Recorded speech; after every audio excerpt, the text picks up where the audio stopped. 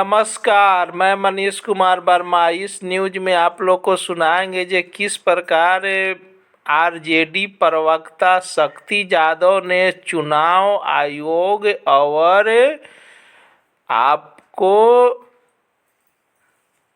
BJP को किस प्रकार से रगड़ा। आइए चलते हैं, सुनते हैं शक्ति यादव प्रवक्ता बिहार का। प्रो के साथ नाइंसाफी, इन्होंने वास्तविक वोटों को काटा, लोकतंत्र के साथ मजाक किया। ऐसे चुनाव आयोग को एक क्षण भी अपने पद पर बने रहने देना चाहिए। जो संवैधानिक संस्था है उसको हद पिटा दी और संवैधानिक संस्थाओं को जिस तरह से मिट्टी में मिलाया है, पूरी तरह से लोकतंत्र कमजोर हुआ है।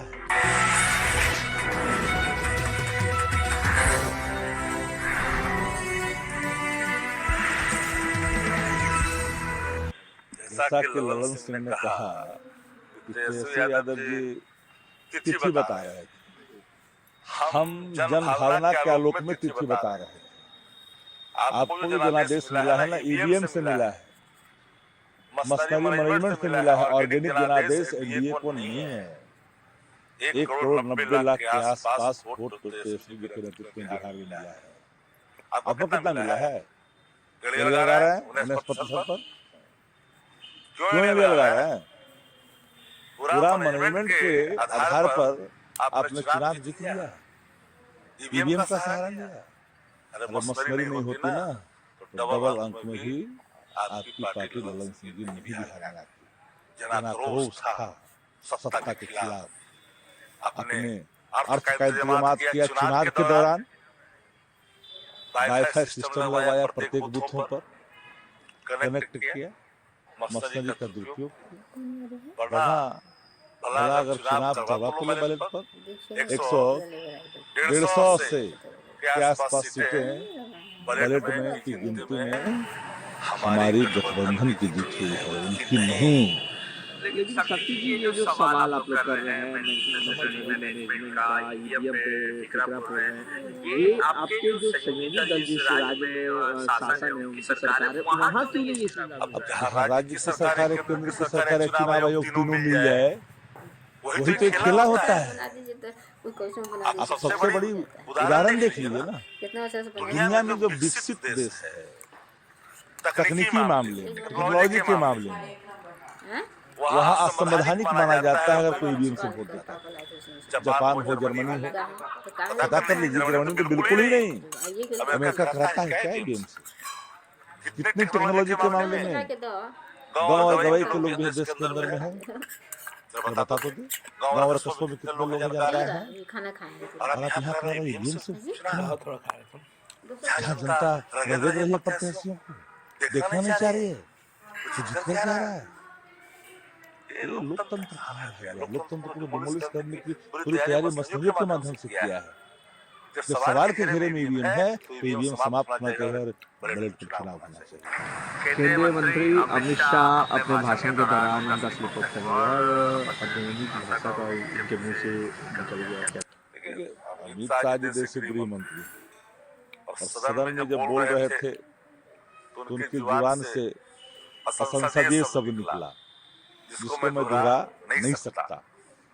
ख्याल तो सबको रखनी चाहिए क्योंकि सदन है, ये कोई फुहड़ा स्थल है नहीं जहाँ संसदीय परंपराओं का, संसदीय आचरण का निर्वहन किया जाता है। वहाँ पर गृह मंत्री ने अपने माथा खुलाते हुए भद्दी बात कही, जिससे थोड़ा सा लगता है कि भाई सदन में इस तरह की भाषा कोई जगह नहीं है।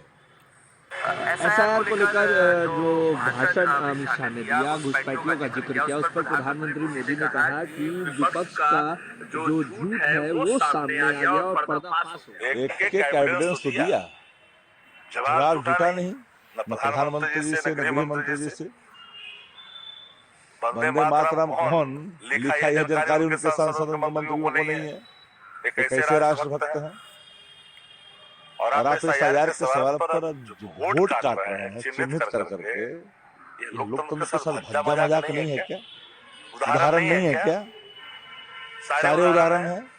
बाहर से लोग आकर करके मोबाइल वोट कर रहे हैं ना। बिहार में हुआ कि नहीं हुआ? एक व्यक्ति गुजरात में वोट दिया, बिहार में आकर वोट दे दिया। एक व्यक्ति साल में 5 साल में कितने बार वोट देगा? मुखिया में देगा तो अपने राज्य के अंदर में देगा, जिला परिषद में देगा तो अपने राज्य के अंदर में देगा, विधायक में देगा तो अपने राज्य के अंदर में देगा, एमपी में देगा तो अपने राज्य के अंदर में देगा। घूम घूम के पूरे जहाँ जहाँ चुनाव हुआ वहाँ देता रहेगा।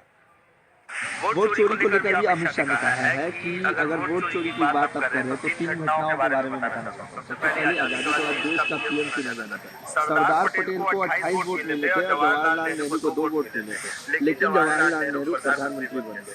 लोकसभा में चुनावी सुधारों को बोलते हुए केंद्रीय मंत्री अमित शाह ने कहा वोट चोरी को नेहरू, इंदिरा और सोनिया से जोड़ते हुए शाह ने कहा कि कांग्रेस को अपने नेतृत्व के कारण नुकसान हुआ है।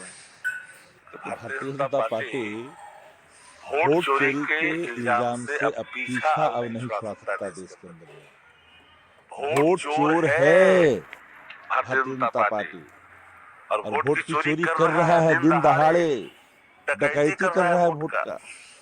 और आरोप लगा रहे नेहरू जी का नाम जितना तो ले रहे हो, जितने दिन सत्ता में नहीं रहे उससे ज्यादा तो नेहरू जी जेल में रहे। उन्होंने ये भी कहा है कि जो अवैध अप्रवासी है उसको बचाने के लिए ये लोग एसआईआर का विरोध कर रहे हैं। अरे भाई कितना निकला बिहार में, कितना घुसपैठी निकला। ये नकारे लोग हैं जो अपनी जिम्मेदारियों से भागते हैं। 11 साल से सत्ता में है, गृह मंत्रालय जिनके हाथों में है, वह अपनी असफलताओं को अब दूसरे के माथे पर हो गए।